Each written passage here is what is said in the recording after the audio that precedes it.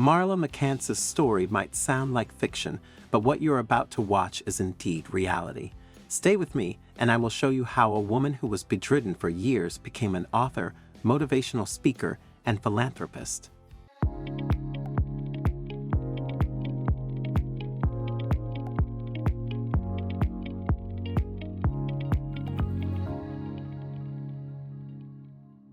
Marla's story first became known when she appeared on the TLC show My 600-Pound Life in 2015.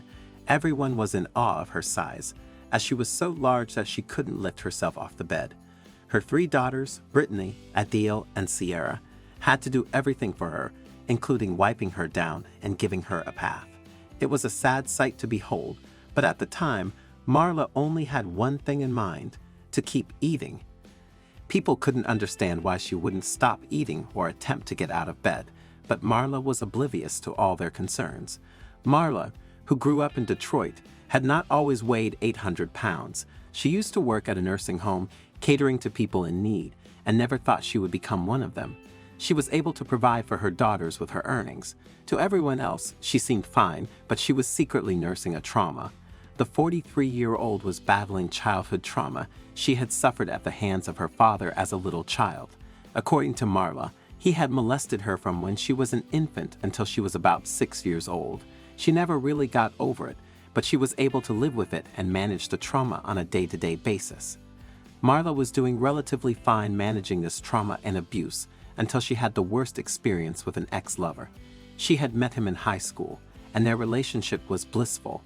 After being together for some time, she noticed he had serious anger issues. She could no longer deal with him and decided to break up with him. He begged her not to end their relationship, and within a few minutes, the whole issue escalated. Her ex-boyfriend threatened her with a gun and held her hostage. Marla was eventually able to get her hands on the phone and dial 911. When the policeman arrived, Marla's ex-boyfriend engaged in a shootout with him, and she used this opportunity to escape. Marla was able to run to safety, but the incident destabilized her and brought back memories of her past traumatic experiences. Marla left Detroit with her daughters and traveled to Nashville. However, even though she was now miles away from her ex-boyfriend, she was still terrified as the man stalked her. Going through that period caused her more trauma than she could imagine. Marla locked herself indoors and turned to food for comfort. But what started out as a few weeks of staying indoors for her to be safe from her stalker later turned into months and then years, as the stalker was now on the loose and nowhere to be found. After being on his trail for a while, the police finally arrested the stalker. At the time of his arrest, Marla was already living off fast food, weighing about 700 pounds, and suffering from long bouts of depression. She was unable to get off her bed again and had to be taken care of by her daughters. Many years passed, and Marla had the same routine: sleep, eat, move on the bed a bit, and repeat. The awful routine took a huge toll on her health and left her with serious health conditions. She suffered from gout, diabetes, arthritis, and other life-threatening diseases. When it became clear to Marla that if she kept up her habits, she would spend the rest of her life in bed, and her children might end up finding her dead on her bed one day, she decided to move to Houston, Texas, to get help. Her daughter Sierra packed up their belongings and got ready to move with her mother to Houston. On the day of the move, Marla couldn't get off her bed, and Sierra alone couldn't help her, so she called an ambulance to take her to the car for the 13-hour journey to Texas. But the trip almost killed her. In the car, she sat all through the 13-hour drive, which caused a clot of blood that had formed around her legs to find its way to her heart. Marla's life was now in danger as she was struggling to breathe. Upon reaching the hospital in Texas, Marla was in critical condition and was wheeled to the emergency room immediately. Marla had moved to Texas to be treated by Dr. Yumin Namzaradan, but when he saw her, he was shocked by her size and the state of her health. She is in the worst condition health-wise that I have ever seen. I'm very worried because I want the best for her, but she's in such a delicate condition. I and the medical team will do our best, but she still has to do her best. Her recovery will be determined by her efforts, Dr. Namzaradan said.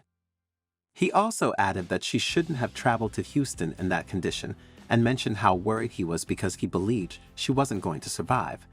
Dr. Navzaradan put a filter implant in Marla's leg to stop the clotting of blood, and luckily for Marla, it worked, and she was able to recover. She remained in the hospital as her weight loss journey began immediately after her recovery. Marla was placed on a diet with a fixed amount of calories per day.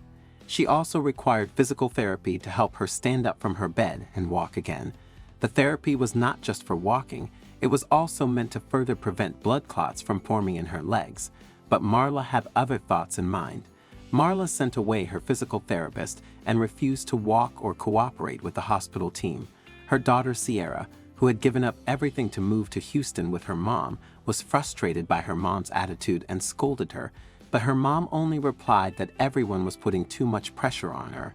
When Marla was forced to get out of bed, she shrieked in pain and made a lot of noise, demanding to be taken back to her bed.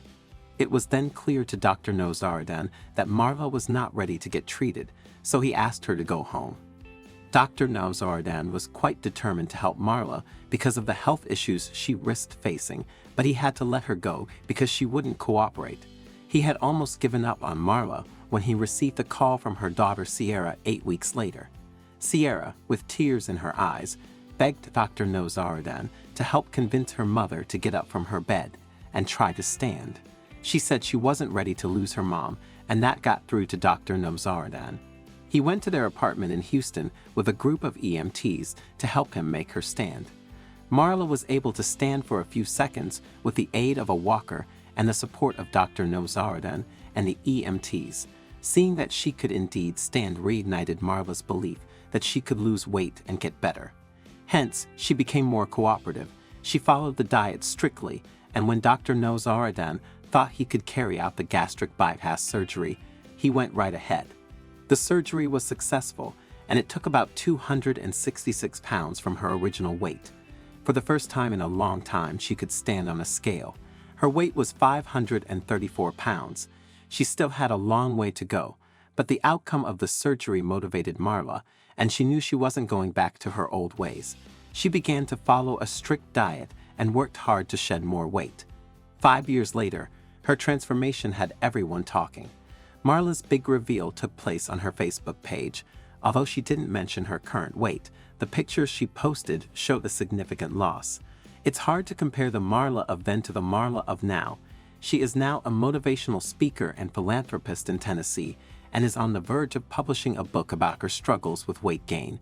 Anyone who knew her when she weighed 800 pounds would hardly recognize her now. Her weight loss journey was filled with ups and downs, but with hard work and persistence, she succeeded. Marla's story proves that with the right amount of dedication and grit, anything is possible. Do you have any similar stories of anyone who overcame obesity? I'm really keen to know your thoughts, so please don't hesitate to share your insights in the comments section below.